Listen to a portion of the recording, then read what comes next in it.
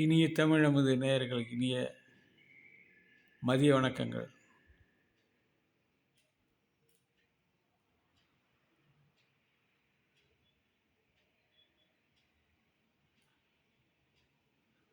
இன்றைய தினம் நாம் கேட்கப் போகின்ற கதை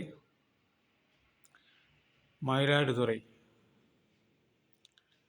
மயிலாடுதுறையைச் சேர்ந்த ஒரு அந்தணர் சென்னையிலே வசித்து வந்தார்.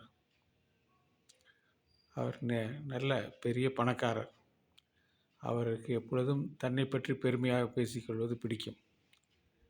அந்த அளவில் அவர் காஞ்சி பெரியவரிடம் சென்று, நான் எனது சொந்த ஊரான மயிலாடுதுறையில் உள்ள கோவிலிலே அன்னதானம் செய்யப் போகிறேன்.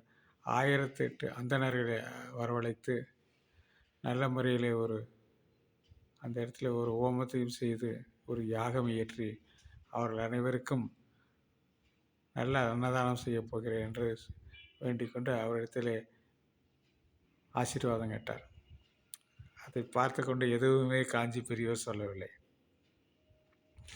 அந்த யாகம் செய்து கொண்ட நேரத்தில் ஒரு 90 வயதான ஒரு அந்தணர் தள்ளாமை காரணமாக அமைதியாக உட்கார்ந்து கொண்டிருந்தார். அடுத்தது அன்னதானம் அளிக்கும் பொழுது அவர் முன்னாலே வந்து உட்கார்ந்திருந்தார்.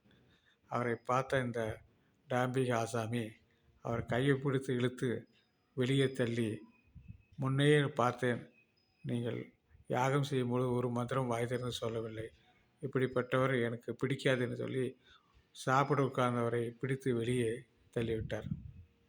என் யாகம் முடித்ததுக்கப்புறம் எல்லா விதமான பிரசாதங்களையும் எடுத்துக்கொண்டு கனிகளோடு நின்று காஞ்சி பெரியவரிடம் காலடியிலே சமர்ப்பித்தார். ஆனால் காஞ்சி பெரியவர் அதை தொடக்கூட சம்மதிக்கவில்லை. என்ன தவறு செய்துவிட்டேன் என்று காலில் விழுந்து அழுதார். அப்பொழுது காஞ்சி பெரியவர் கேட்டார், சாப்பாடு உட்கார்ந்திருப்பவர் யாராக இருந்தாலும் அன்னதானத்திலே அவரை கையை பிடித்து வெளியே இழுத்து அனுப்புவது தவறானது. எனவே நீங்கள் செய்தது தவறு என்று சொன்னவுடன் இதற்கு பரிகாரம் என்ன என்று கேட்டார். நேராக அங்கே போய் பாரும், அந்த வயசான அந்தணர் வீட்டில் என்ன நடந்திருக்கிறது போய் பாரும் என்று அனுப்பினார்.